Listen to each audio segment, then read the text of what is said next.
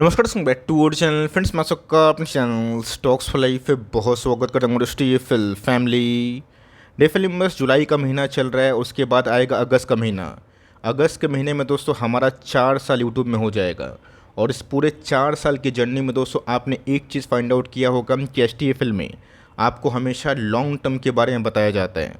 अब दोस्तों इस पूरे इंटायर जर्नी में जो शुरुआती समय से हमारे साथ हैं, उन्होंने बहुत सारे मल्टीबैगर एंजॉय किए हैं। बहुत सारी कंपनीज़ में हमें 5 गुना, 10 गुना, 15 गुना, 20-20 गुना पैसे बनते हुए देखने को मिले।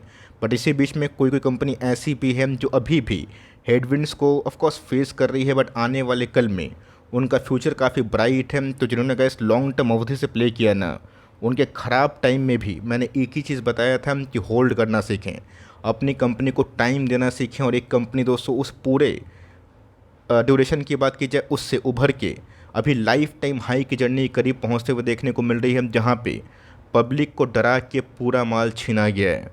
और जी हाँ दोस्तों, ये कंपनी मुझे बहुत ही पहले से पसंद थी और मैंने अपना हमेशा अनबायस्ड व्यू दिया है। आज भी दूंगा। चैनल फर्स्ट टाइम होंगे सब्सक्राइब कर सकते हैं इस तरह की क्वालिटी कंटेंट को सबसे पहले एक्सेस करने के लिए। Now without dealing any for time, let's begin. तो भाव की बात की जाए, आप देख सकते हैं कि 2906 के आसपास आज हमें क्लोजिंग देखने को मिल रही है। तो जी हाँ दोस्तों, आज हमें अप्रॉक्स 3% के आसपास तेज भागता हुआ देखने को मिला। और पिछले 1 2 3 महीने से ना इस कंपनी में धीरे धीरे रेगुलरली हमें तेज़ी विटनेस होते हुए देखने को मिल रही है। और इस कंपनी को लेके मैंने हमेशा से बहुत ही बोल्ड कमेंट्री की है। और मैंने एक ही बात बताया है कि छोटे मोटे अप्स एंड डाउन से अगर आप घबराने लगे तो लॉन्ग टर्म में आपको ना कुछ बड़ा हाथ नहीं लगेगा। लॉन्ग टर्म में पैसा बनाना है, आपको ज़रूर अपना जो जिगरा है उसको मजबूत करने की आवश्यकता है। ये हमें देखने को मिला। बस दोस्तों कुछ दिन पहले ये कंपनी हमें नो प्रॉफिट नो लॉस दिखा रही थी। मतलब पिछले 1 साल में इस कंपनी की कंडीशन बहुत ही ख़राब थी।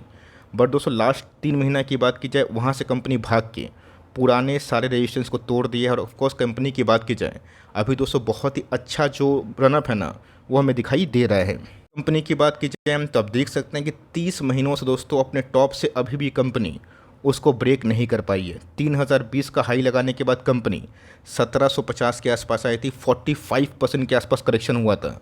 लोग 1200 का ख्याली पकवान बना रहे थे। उस समय दोस्तों बहुत लोगों ने मुझे ट्रोल भी किया था। ऑफकोर्स कमेंट बॉक्स में बहुत सारे लिखे थे कमेंट्स, बट मैंने दोस्तों को हमेशा बताया कि बहुत सारे स्टॉक जब चल जाते हैं ना, लोगों की एंट्री होती है, एवरेजिंग करना नहीं जानते और पेशेंस तो होता ही नहीं है। बट आपके पास अगर समय सीमा लंबी है, कंपनी की परख है, आपको जल्दीबाजी में पैनिक नहीं करना चाहिए। आप टाइम देंगे तो आपके लॉस भी रिकवर होंगे। और जब लॉस रिकवर होंगे, जब प्रॉफिटेबिलिटी की बात होगी ना, तब दोस्तों आपको पुराना जो बेट है ना वही सही साबित होगा। ये मैं देखने को मिल रहा है। बहुत लोग समझ भी गए होंगे हेडलाइन से ही दोस्तों। मैं इधर पे दीपक नाइट्रेट के बारे में बात कर रहा हूँ। अभी तक दोस्तों कंपनी के Q1 के नंबर्स हमारे सामने नहीं आए, लेकिन दोस्तों यहाँ पे ना कुछ ऐसी गणित देखने को मिल रही है जिसको देख के आप उसको इग्नोर नहीं कर सकते। खरीदना नहीं खरीदना आपकी मर्ज़ी की बात है, होल्ड करना नहीं करना आपकी मर्ज़ी की बात है। लेकिन दोस्तों जो चीज़ ना मार्केट में आता है न्यूज़, उसका इम्पैक्ट समझिएगा।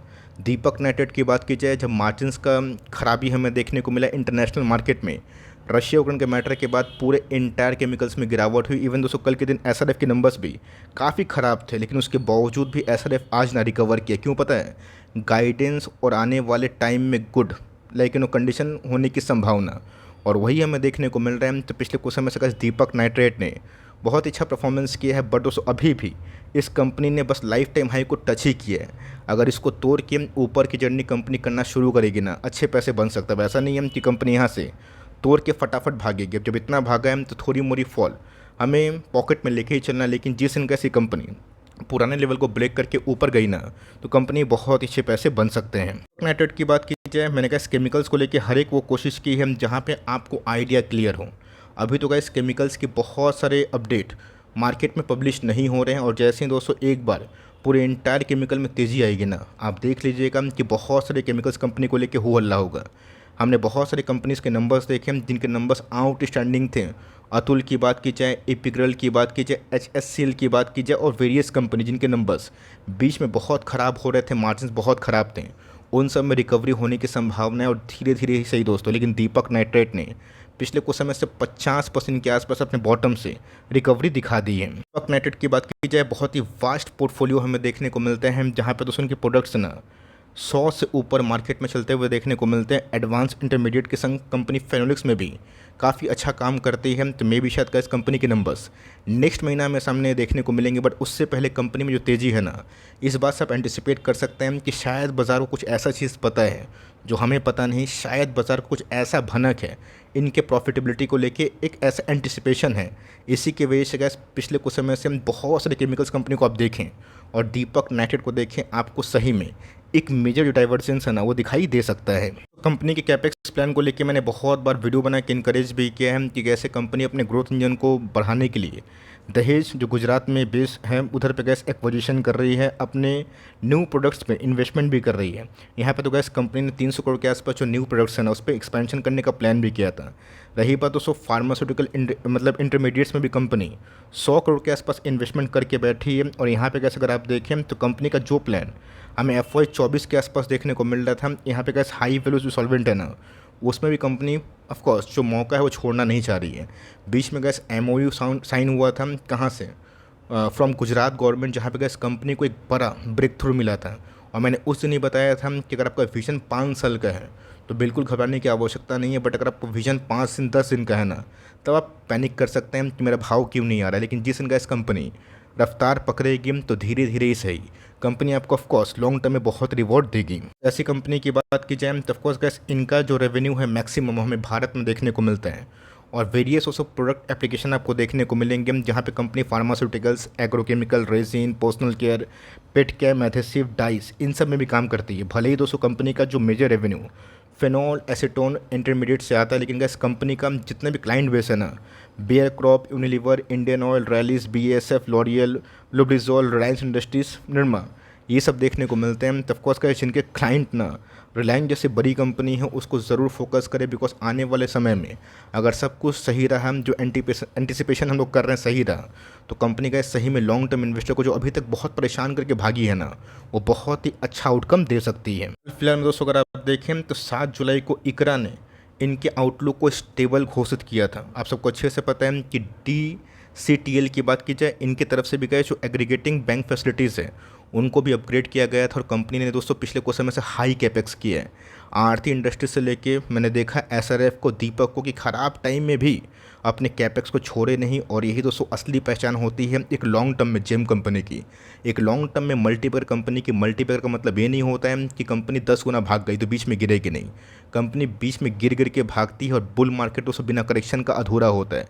इसलिए मैं बोलता हूँ करेक्शन से पैनिक मत करिए और लॉन्ग टर्म में आपकी जो स्थिति है ना वो मजबूत होनी चाहिए। कंपनी के नंबर्स दोस्तों अभी भी अवेटिंग है, बट उससे पहले अगर आप देखें तो कंपनी 40,000 करोड़ के आसपास की मार्केट कैप की हो चुकी है। 54 का पी दोस्तों आपको इसलिए लग रहा है बिकॉज पिछले कुछ समय से कंपनी के अर्निंग्स भी खराब हुए थे। बट अभी दोस्तों मार्केट को लगता है कि इस साल, इस फाइनेंशियल ईयर में कंपनी के अर्निंग्स 2022 और 23 की तुलना में अच्छे हो सकते हैं। और उसके बाद दोस्तों हमें ग्लोबल GDP में जो स्लो डाउन है वो हटता हुआ देखने को मिलेगा और तब केमिकल्स का डिमांड ना बाजार में अच्छा होगा। बट उससे पहले दोस्तों बहुत सारी केमिकल्स कंपनी का बॉटम हिट होने के बाद हमें अच्छी खासी रिकवरी देखने को मिल रही है। कंपनी के ROC ROE काफ़ी इनलाइन है। इसके बारे में दोस्तों मैं आपको बताता हूँ, सिखाने की कोशिश करता हूँ कि भूल जाइए कि मार्केट में कितना पैनिक है। आप पैनिक करते हैं या फिर नहीं ये मैटर करता है। कंपनी दोस्तों ख़राब सेल्स नहीं कर रही थी, बट आपको पता होना चाहिए कि परिस्थिति क्या है। अब आप समर के सीज़न में ऑफकोर्स कुल्फ़ी चलेगा, कोला चलेगा, लेकिन ठंड के सीज़न में दोस्तों आप कोला बेचिएगा, कुल्फ़ी बेचिएगा, कौन ही खाएगा? जो बहुत ही रुचि रखते हैं वही खाएंगे। लेकिन यस उनके लिए इस फेवरेबल कंडीशन कब आता है ये सोचना बहुत ज़रूरी है। ठंड में आप कितने टाइम AC चलाते हैं और गर्मी में कितने टाइम आप AC चलाते हैं, तो आपको दोस्तों हेडविंड्स और टेलविंड्स के बारे में पता होना चाहिए। इस पूरे इंटायर दोस्तों 2 साल में हमने बहुत सारे केमिकल्स कंपनी को ना ख़राब से ख़राब परिस्थिति में भी अच्छे नंबर्स पेश करते हुए देखा है। और कंपनी के भले ही रेवेन्यू ख़राब हुए बट पैट के फिगर तो उतना ख़राब नहीं हुए। बिकॉज अगर आप पूरे चीज़ को एग्रीगेट करें और देखें कि मतलब चाइना का इतना प्रकोप होने के बावजूद भी कंपनी से ख़त्म नहीं हुई और यहाँ से गैस कंपनी कैपेक्स करना बंद नहीं की। आने वाले कल में अगर चीज़ ठीक होंगे ना आपको लॉन्ग टर्म में यही सब कंपनी बहुत रिवॉर्ड देगी। कंपनी के रिजर्व स्कीम, तो कंपनी के रिजर्व तो गैस एकदम टॉप क्लास है। मतलब 40,000 करोड़ के आसपास की मार्केट कैप और 4700 करोड़ के आसपास रिजर्व। इस कंपनी ना एक हाथी कंपनी है और एक मजबूत कंपनी है, मजबूत बैलेंस शीट है, ना के बराबर दोस्तों बोर्डिंग समय दिखाई देते हैं। उनके महीने में दोस्तों हमने ये देखा है कि FIIs, DIs, प्रमोटर सब स्टेक बढ़ा रहे हैं। ऐसा कोई भी नहीं है दोस्तों कि जहाँ पे स्टेक नहीं बढ़ाया। LIC ने भी अपने स्टेक को बढ़ाया दोस्तों, 1-8% से LIC का स्टेक 9.5%, माई गुडनेस। और पब्लिक की होल्डिंग दोस्तों एक समय 35% के आसपास थी, वहाँ से हमें मात्र 22% के आसपास होते हुए दिखाई दे रही है। दोस्तों अब चौंकाने वाले आंकड़े देखेंगे हम, जहाँ पे LIC का स्टेक हमें ना 10% के आसपास दिखाई दे रहा है। वैसा नहीं दोस्तों कि हमें LIC को ब्लाइंडली फॉलो करना है, कॉपी करना नहीं। LIC का दाव सही होगा तो उनके पैसे बनेंगे, नहीं होगा तो क्या होगा। लेकिन दोस्तों अगर देश की सबसे बड़ी इंश्योरेंस कंपनी किसी स्टेक को 10% के आसपास ले जाती है ना, ये सोचने वाली बात है कि क्यों ऐसा हो रहा है। दोस्तों मुझे अच्छे से पता है कि एक समय शेयर होल्डिंग पैटर्न में ना 35% के आसपास पब्लिक थे और नंबर्स ऑफ शेयर होल्डर दोस्तों ऑलमोस्ट 7 लाख के आसपास था, जो कि गिर के ना 4.5 लाख के आसपास होता हुआ देखने को मिल रहा। मतलब दोस्तों पूरा पूरी लूट होता हुआ देखने को मिल रहा और एक बार पब्लिक को भगा दिया गया जिनके हाथ कमज़ोर थे। उसके बाद ही दोस्तों शेयर में तेज़ी हमें दिखाई दी है। नहीं पता दोस्तों कि इनके नंबर्स कैसे आएंगे, बट यस जो चार्ट पैटर्न हमने देखा है ना, उससे तो दोस्तों यही समझ में आ रहा है कि नंबर्स इनलाइन आ सकते हैं। अब गाइडेंस के ऊपर डिपेंड करता है। मैं तो गैस मैनेजमेंट का आदमी हूँ नहीं जो कंपनी के अंदर की सारी बात पता करके बताऊँ। लेकिन यस अगर Q1 में दोस्तों कोई बड़ा गाइडेंस का अपग्रेडेशन होता है ना, कंपनी स्विफ्टली अपने पुराने लेवल्स को तोड़ कर नया ऑल टाइम हाई लगा सकते हैं। और यहाँ पे दोस्तों एक चीज़ नोटिस करिएगा, मैं दिखाऊंगा कि मंथली चार्ट में कंडीशन क्या हो रही है। बट यस अभी भी दोस्तों कंपनी में काफ़ी तेज़ी बनी हुई है और धीरे धीरे कैसे RSI इंडेक्स भी 74 के आसपास पहुँच चुका है। तो एक चीज़ नोटिस करिएगा कि 30 महीना के बाद यहाँ पर जो कंडीशन हुई है ना, बुलिश क्रॉसओवर हुआ है। हिस्टोग्राम के बाद दोस्तों नीचे से ऊपर बनना शुरू हुए हैं, जिस बात का संकेत है कि प्राइस डायरेक्शन चेंज होता हुआ देखने को मिल रहा है। आप एक चीज़ नोटिस करिएगा कि इस कंपनी में क्या कंडीशन हुई है। जब दोस्तों कंपनी 3000 का हाई लगा रही थी ना, 3020 का, उस समय दोस्तों कंपनी ऊपर तो गई थी बट नीचे भी आ गई थी। मतलब 2500 के आसपास हमें मंथली क्लोजिंग दिखाई दिया था। उसके बाद गैस कंपनी उस लेवल पे पहुंची भी नहीं। इस बार का जो कैंडल अभी तक बने हैं 24 जुलाई तक, ये बहुत ही स्ट्रॉन्ग कैंडल है। मतलब गैस हर एक मंथ में, मतलब इस मंथ में पूरे दिन ही दीपक नाइट्रेट बहुत ही अच्छा से भागा है। अगर इस पूरा इंटायर महीना में गैस अगर इसकी क्लोजिंग ऊपर हो जाएगी ना, टेक्निकली गैस आप समझ के चलिए किस कंपनी में ब्रेकआउट हो चुका है। बिकॉज अगर आप एक स्ट्रॉन्ग ट्रेंड लाइन को ड्रॉ करें ना, आपको समझ में आएगा कि चिड़िया चुग गई खेत वाली कहानी है। पुराने लेवल्स को ब्रेक करके कंपनी इस लेवल पे आ चुकी है और मेरा ऐसा मानना है कि अच्छे नंबर्स के बाद इस कंपनी को काफ़ी पुश मिलेगा। तो इस कंपनी को आप long term point of view से होल्ड करें। निचले भाव पे खरीदने का मौका मिलता है तो कंपनी टॉप क्लास है, आप बिल्कुल पैनिक ना करें। लिए हैं तो ऑफकोर्स होल्ड करना सीखें, और नहीं लिए हैं तो आप Q1 के नंबर्स का वेट करें। बट येस पिछले कुछ समय से guys जो कंडीशन थी ना, वो पूरे चेंज हो गई है इंटायर केमिकल में। और मेरा ऐसा मानना है कि आने वाले 2 साल अगर आप इंटायर केमिकल के मार्केट को होल्ड करते हैं ना, तो जितना गैस परेशानी आपको मिला ना, आने वाले कल में गैस वो लॉन्ग टर्म गेन में भी कन्वर्ट हो सकता है। और ऐसा हमने एक बार नहीं मल्टीपल टाइम्स देखा है। तो ऑफकोर्स कोई बाई और सेल रिकमेंडेशन नहीं है, मैं डिस्क्लेमर देके बोलना चाहूँगा। लेकिन यस कंपनी अच्छी है। वीडियो अच्छा लगा दोस्तों प्लीज़ लाइक करिएगा। चैनल फर्स्ट टाइम होंगे सब्सक्राइब करके बेल आइकन को प्रेस करना भी ना भूलिएगा। दोस्तों मिलते हैं जल्दी ही, तब तक के लिए bye. Thanks for watching friends, God bless you all.